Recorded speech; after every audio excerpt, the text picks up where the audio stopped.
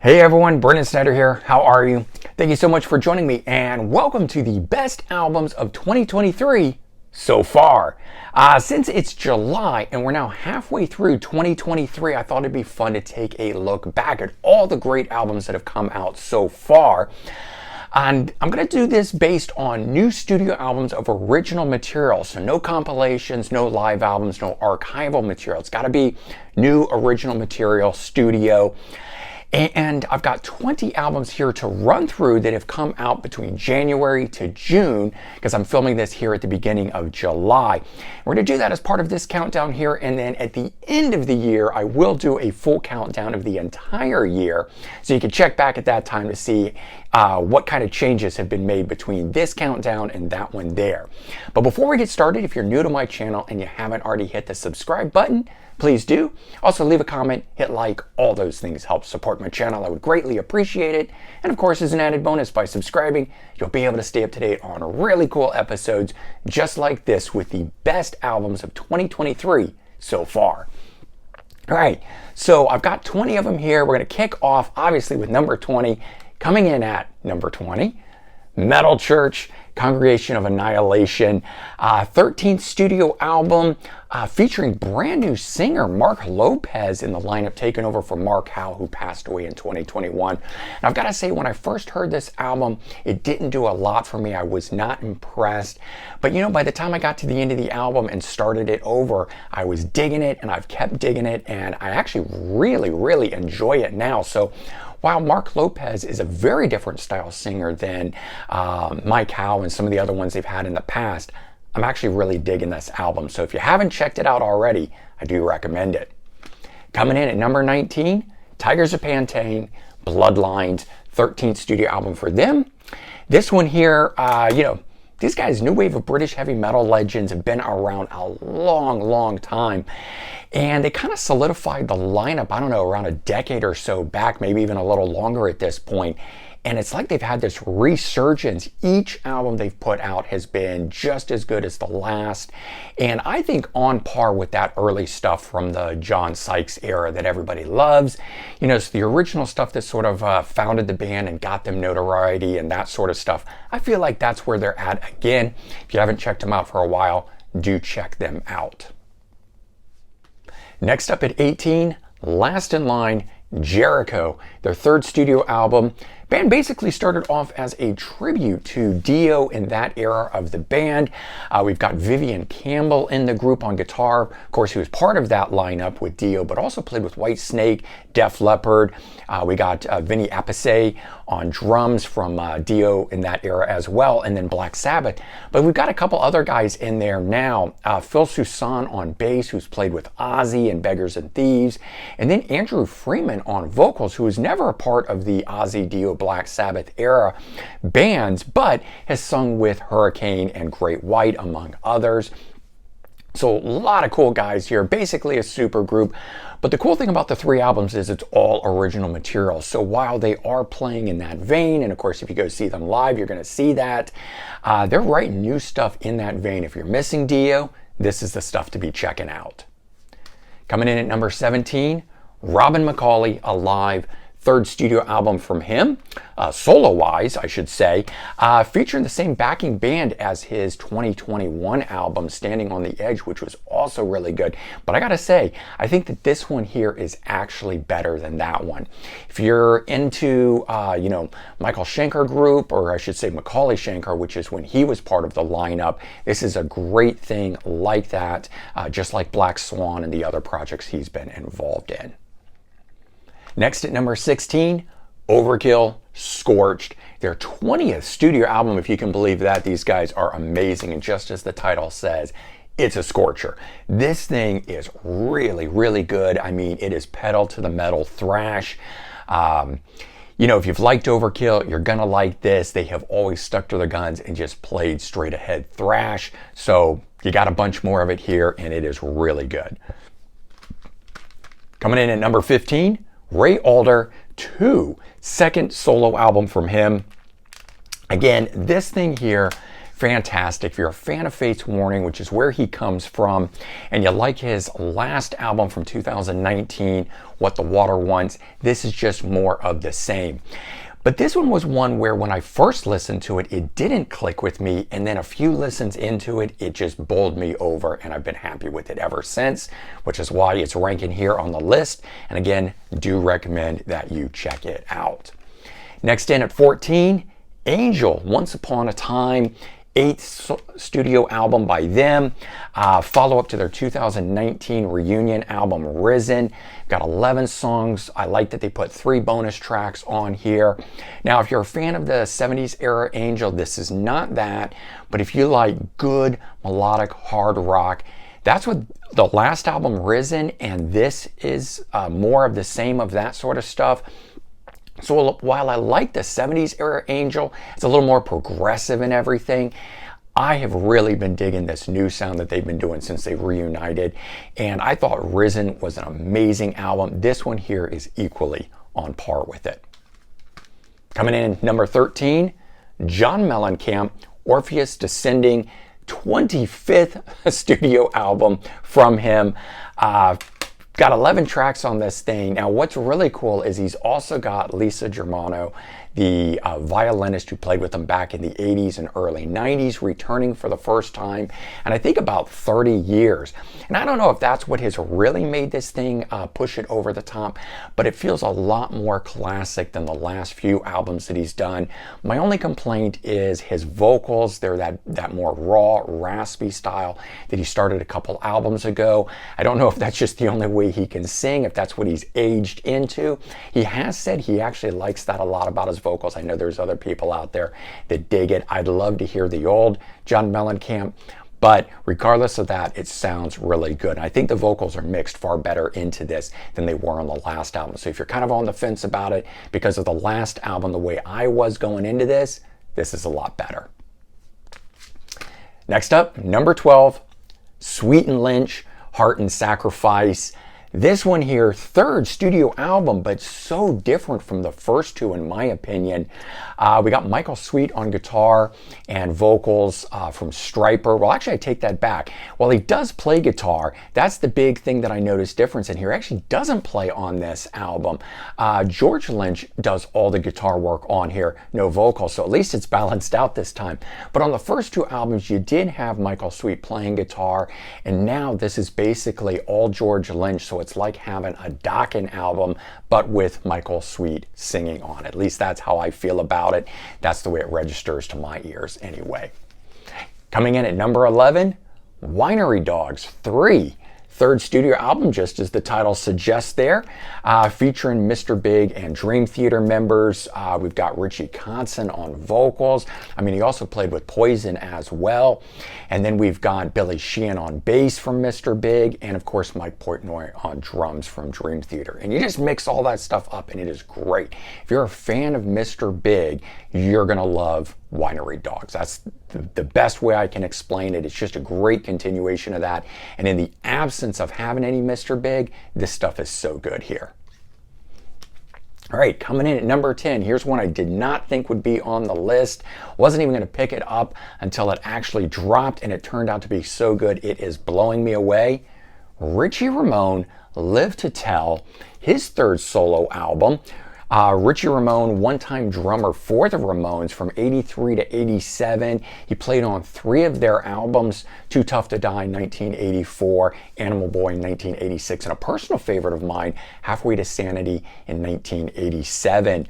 And he also wrote a number of Ramones songs, a few of them being hits even. Someone Put Something in My Drink, I Know Better, and Smash You. And then on top of that, he didn't just play drums, he also sang leads sometimes with the band. So far more than just the drummer of the Ramones making a solo album. Here's a guy who wrote, sang, played with them, all that sort of stuff. So, you know, if you're looking for a long lost Ramones sounding album, this one is it. Go check it out. Coming in at number 9, Heaven's Edge, Get It Right. So good. I can't say enough about this. Third studio album from the band, and it was first in 25 years. I did not hold, high hopes for this thing. I just kind of thought it was another band returning after a long time, and it would kind of be a shell of its former self. But in fact, it's not. They've got 4 original members here in the band: Mark Evans on vocals, Reggie Wu on guitar, Steve Parry on guitar, and drummer Dave Rath. And the only reason they don't have their original bass player is he passed away. So rounding out the bass parts on here is Jaron Julio. And man, this thing right from the get-go sounds like we are back in the late 80s, early 90s glam metal movement. If you want some of that stuff, this is the album for you. Coming in at number 8, here's one that totally surprised me. Didn't even know they were going to release this. And then boom, I just saw it there on Amazon one day when I was looking. Bryan Adams' Pretty Woman, the musical. And this one's got a kind of interesting story behind it because technically it's the 15th studio album as it was released digitally 1 week before his latest album that came out this year, So Happy It Hurts. Or actually that was last year, but I mean right before that. Now, they didn't release it on CD at that time, so it just got a release a short time ago on CD, which is why I'm including it here. And the songs for all of this are from the musical version Pretty Woman. I think that came out back in 2018 with the original Broadway cast and all that sort of stuff. But Bryan has recorded his own versions of it and rocked them up with a full band and everything, and it's just as good as all his other solo material, including last album, So Happy It Hurts. If you like that, you're gonna love this. Coming in at number 7, Extreme 6. 6th studio album, again, just like the title says, some of these bands doing that. First one though in almost 15 years, if you can believe that. I can't believe it took them so long to get this one out. I know the album started way earlier than that and gestated for a long time, but finally we have it, although it's got much more modern influences than previous albums. Although Extreme has always been a band that has changed with the times and done different things, so we've got that here. But the album itself grew on me and grew on me. While I was not impressed initially with the first 3 singles that came out, I found the rest of the album to be a lot more interesting and varied from those singles. And so the album has only grown on me since then, and would definitely recommend checking it out, even if you weren't enjoying the singles that you first heard on it. It does have a bit of a different mix, but I think it will grow on you if you give it a chance. Coming in at number 6, Jethro Tull, Rock Flute. Love having these guys back recording. This is 23rd studio album from them, follow up to the Zealot Gene that came out last year. So in all, it's only been a 15-month span between new albums, which is so cool. They had taken a 23-year hiatus in recording, and so giving us the Zealot Gene and this one right behind it. And I like this one better than the last album. So if you were into the Zealot Gene and you thought that was great, this one here I think is even better. Coming in at number 5, yes, Mirror to the Sky, 23rd studio album from this fantastic prog rock band. First one that is featuring Jay Shallon now as a full-time member, handling all the drums on it. In the past, he had kind of guested, he was a touring drummer, that sort of stuff. He's taken over, of course, for Alan White, who passed away in 2022. And this album here, I had really high hopes for it. I thought it might even be my number 1, but it just didn't click with me the same way that previous albums have. But the thing is, even though it didn't initially click with me, it has grown on me considerably. So the parts that I wasn't into on this album, I've actually warmed up to a lot. And so who knows, by the end of the year, this might move up a few spots. We'll have to wait and see. But coming in at number 4, we've got Smashing Pumpkins, Atum, a rock opera in 3 acts. Yes, a triple album by the band. I mean, Billy Corgan has always written a lot of stuff, case in point by the box sets that he puts out, the deluxe editions, that sometimes are 8, 9, and 10 CD sets because he just does so much. So here we are with 33 tracks. I think it's 11 a disc on here, 3 albums. And this is said to be follow-up to or completing the trilogy that started with Melancholy and the Infinite Sadness in 95 and Machina, the Machines of God in 2000. But in my opinion, it's very, very loosely tied to that. This is kind of its own concept album.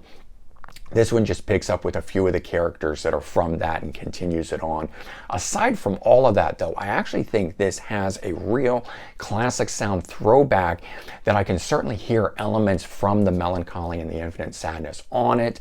It still has other elements that they've developed over the years since then. So whether you're a fan of more the newer stuff or the older stuff, I think there's stuff to enjoy on here that you can find and sink your teeth into. Coming in at number 3, Iggy Pop, Every Loser, 19th studio album. And, Iggy Pop, 75 years old. When you listen to this thing here, it blows me away that he's 75 and rocking as hard as he is on this, especially opening track, Frenzy. Blew my mind when I first heard it, and the rest of the album is just as good. It's produced by Andrew Watt, who's worked with Ozzy Osbourne, and he's currently working on the new Pearl Jam album. He's working with Morrissey. He's been doing a lot of great stuff. This guy seems to be the new Rick Rubin, getting our classic rockers back in form and putting out those great rock albums, and this is one of those. All right, the next two of these I find really interesting that they have paired up the way that they do based on their history going way, way back to 1991. Coming in at number 2, we've got Winger, 7, and their 7th studio album. How many albums did we have that are named the same as their release in this list? But this one here is the first one in 9 years. So unfortunately how long it had been, but it was a great comeback album for them. They're now a 5-piece because they've got Paul Taylor, their original keyboardist, returning to the fold here, played on the first 2 albums. And I really, really enjoyed hearing his playing throughout on this. I think it elevated the album and it gave it that fun retro feel that had been kind of missing from some of the other stuff. But I'm a fan of all the Winger albums. I think each one has something really amazing to add to it. So while there's no real sort of single or standout track on this one here, I think it's one of those albums that from start to finish is so good, and it's just one of those ones I can play over and over and over, which is why it's coming in at number 2. All right, and the one that is coming in at number 1, and is interesting that it is right next to the Winger album, Metallica, 72 Seasons, 11th studio album, first one in 6 years from these guys, and as I mentioned, having that interesting history with Winger and the Nothing Else Matters video and throwing darts at Kip and all that unfortunate stuff. But here they are, and they're battling it out, and when we come back at the end of the year, Winger could overtake Metallica, or maybe Metallica will hold on to the top spot. We'll have to wait and see. And so this one here too is another album that didn't blow me away, but is a solid album start to finish. All the songs kind of sound the same, but they are straight ahead, hard rock and thrash style songs that I enjoy every time I put on, and yet there's no real one song that stands out from it, sort of similar in vein to the way that I look at the Winger album. But it is a good album, and like I said, I can put this thing on and each track is really good. So right now we've got 2 neck and neck albums here at the midway point. We've still got half the year, 6 months left of time for more great albums to drop, although I'm not seeing a whole lot on the horizon. So I'm hoping in a few months' time, as we get into the holiday season and stuff, we'll get a plethora of releases, and this whole thing may get turned on its head. We'll have to wait and see. But there you go. That is the top 20 best albums of 2023 so far. And I have done full reviews for the Metallica, the Winger, the Extreme, Yes, and Smashing Pumpkins. So I'm going to leave links to those in the description below if you want to check out my deeper thoughts on all of those. Certainly let me know what your best albums of 2023 so far are. Let me know your top spot, and who knows, maybe I've left one off, totally forgotten about, kind of a thing, but we'll have to wait and see. And I'm really looking forward to the end of the year when I can revise this list and re-present it to you. Until then, have a great one, and I'll see you soon. Bye-bye, everyone.